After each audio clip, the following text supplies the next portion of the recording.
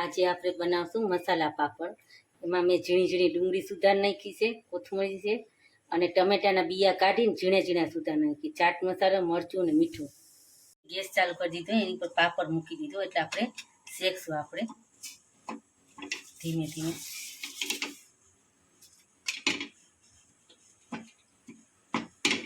પાપડ શેકાઈ ગયો છે. હવે આપણે એમાં ડુંગળી નાખશું.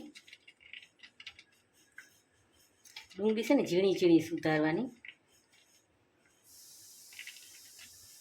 ટમેટા નાખશું.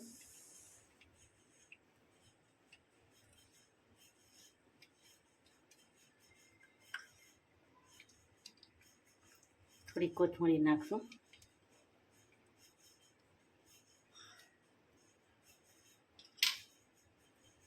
ચાટ મસાલો નાખશું આપણે.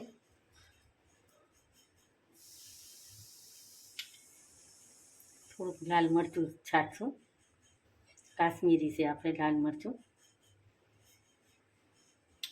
જીરીક મીઠું છાંટશું આપણે.